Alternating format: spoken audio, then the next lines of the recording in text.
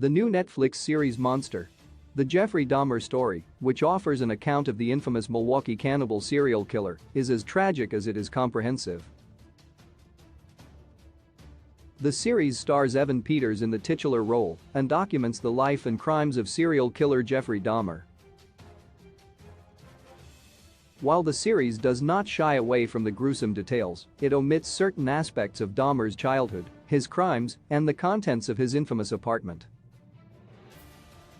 Jeffrey Dahmer murdered and sexually assaulted a total of 17 young men and children, in many cases performing sexual acts upon, and even eating, his victims' bodies.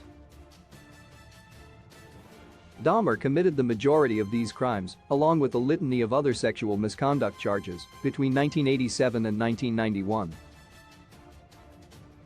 Netflix's dramatization was created by American Horror Story architect Ryan Murphy, reuniting with cast alumni Evan Peters, who previously portrayed real-life killers in Oz.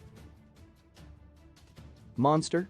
The Jeffrey Dahmer story left out certain details about Dahmer's crimes through the process of adaptation. While inevitable in portraying real-life events, some details not included provide deeper insight into the cannibal killer. A prime example is the depiction of the jogger Dahmer stalks. Dahmer does observe the jogger repeatedly, becoming obsessed with the man's bare torso, and he would often hide in order to observe him. Dahmer decides to attack him in what Dahmer would later call his first sincere attempt at violence.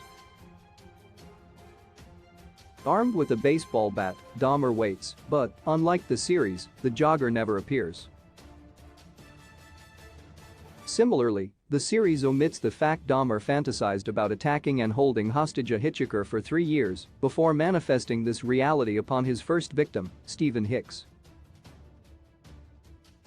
Shifting the point of view away from the serial killer is representative of Murphy's commitment to a fresh perspective, distinguishing American Crime Story from other true crime serial killer shows. Jeffrey Dahmer's childhood. As with other serial killers, Dahmer's childhood was plagued by injury and misery. As well as the hernia injury depicted in Monster. The Jeffrey Dahmer story, Dahmer's legs were in casts for the first 4 months of his life, and he wore lifts in his shoes until he was 6. On top of his mother's mental illness, the family moved around a lot. When he was 8 years old, the Dahmer family moved into the home depicted in the series. This was their third home in 2 years, the parents' sixth since their marriage. In spite of the turbulence, the Dahmers had another child, and Jeffrey was allowed to name his new brother David.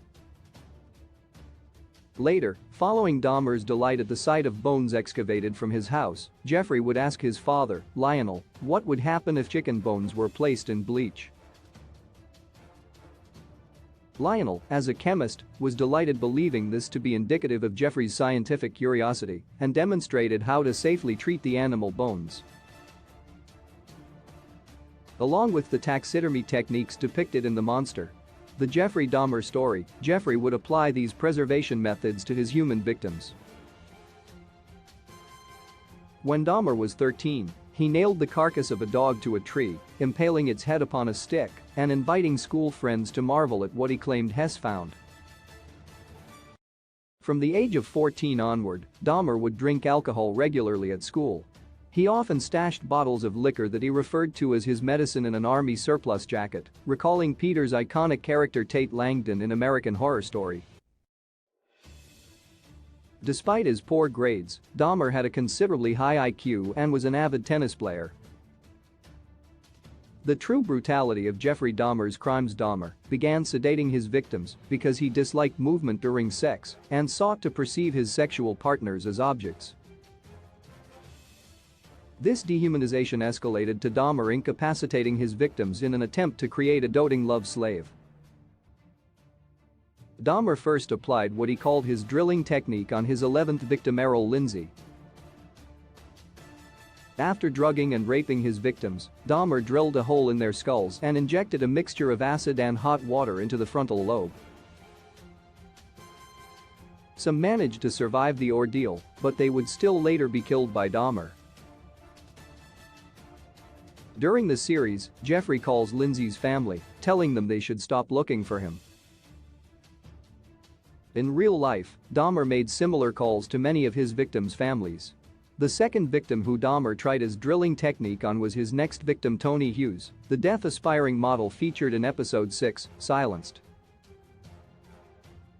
In fact, Hughes' dead body is lying prone on Dahmer's floor when police officers half-heartedly inspect his apartment on the night 14-year-old Konarak synthesome phone was returned to Dahmer's home.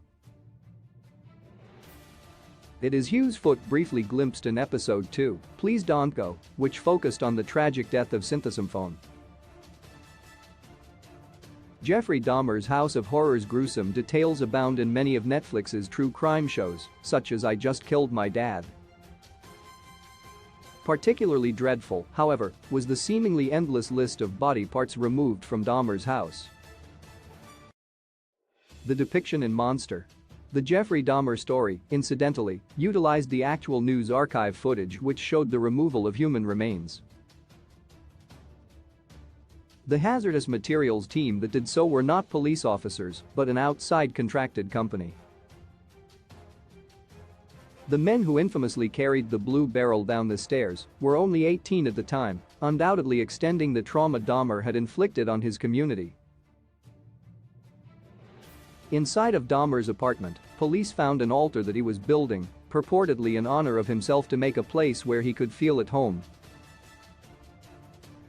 7 of his victims' skulls were flaked by 2 complete skeletons, planned to be adorned across the table on which Dahmer photographed their bodies. Dahmer intended to add the skulls of the 4 severed heads found in his refrigerator upon his capture. Dahmer was seeking a total of 12 skulls. Of his 17 victims, Dahmer had collected 11. Oz regular Evan Peters is no stranger to tragic, brutal roles. The greatest tragedy in the story of Jeffrey Dahmer is how it could have been prevented. Following his sexual assault charges, Dahmer was assigned a parole officer who was supposed to visit him twice a month but never did. On the evening synthesome phone was returned to Dahmer, other emergency services were present and believed he needed medical treatment, but they were dismissed by the Milwaukee Police Department. Many of the subsequent tragedies could have been avoided. Monster. The Jeffrey Dahmer story is a brutal, yet thorough account of Jeffrey Dahmer's life and crimes, but it also tenderly tells victims' stories and that of their families. Murphy's intention to center victims and survivors led to these facets being left out of the adaptation, but their consideration reveals more of Jeffrey Dahmer's horrific story in Monster. The Jeffrey Dahmer story.